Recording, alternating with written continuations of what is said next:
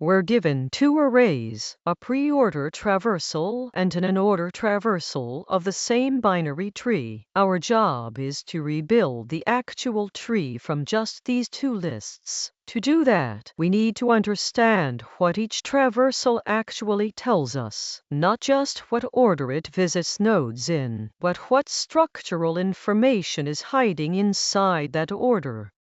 Let's start with preorder. In a preorder traversal, we visit the root first, then we visit the entire left subtree, then we visit the entire right subtree. That means one thing is always true. The very first element of any preorder array is the root of that tree. This holds not just for the whole tree, it holds for every subtree too. Now let's look at inorder. In an inorder traversal, we visit the left subtree first, then the root, then the right subtree. So if we know which element is the root, inorder gives us something powerful. Every element that comes before the root in the inorder array belongs to the left subtree, and every element that comes after the root belongs to the right subtree. Here's where it clicks. Preorder tells us who the root is. Inorder tells us how to split everything else into left and right. Once we know the size of the left subtree from inorder, we know exactly how many elements after the root in preorder belong to the left subtree too. That's enough to split both arrays and build the left and right subtrees as smaller versions of the same problem. Let's trace this on a real example. Preorder is 3, 9, 20, 15, 7. Inorder is 9, 3, 15, 20, 7. The first element of preorder is 3, so 3 is the root of the tree. We find 3 inside the inorder array. Everything before it, just the number 9, is the left subtree. Everything after it, 15, 20, 7, is the right subtree. The left subtree has one element. The right subtree has 3 elements.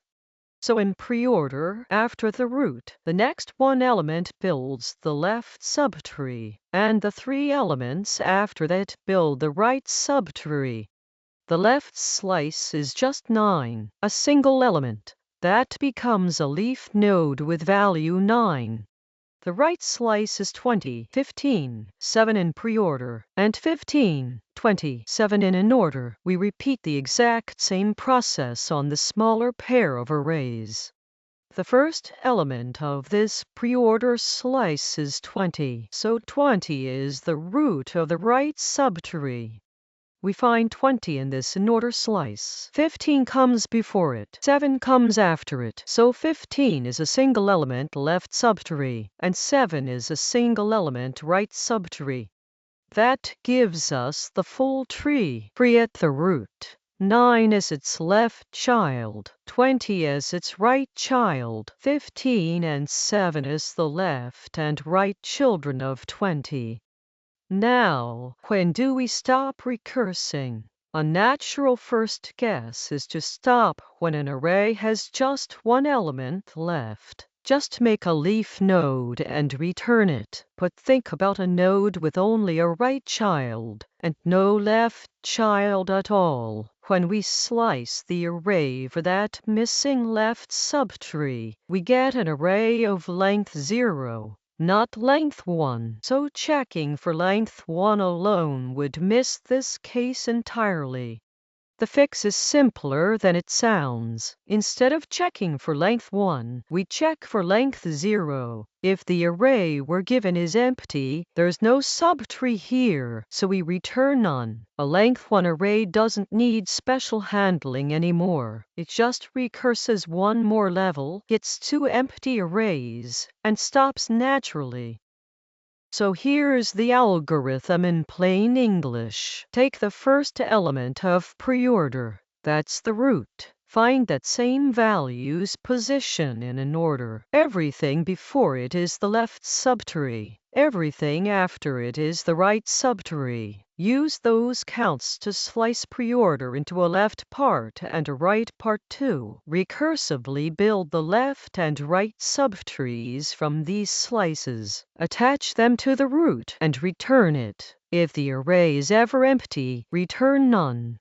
Turning this into code is direct. We create a tree node using preorder's first value. We find that value's index in an order. Using the lists index method, we slice preorder from index 1 up to and including that split point for the left recursive call, and everything after for the right. We slice an order the same way, before the split point for the left and after it for the right. We assign the results to node.left and node.right and return the node.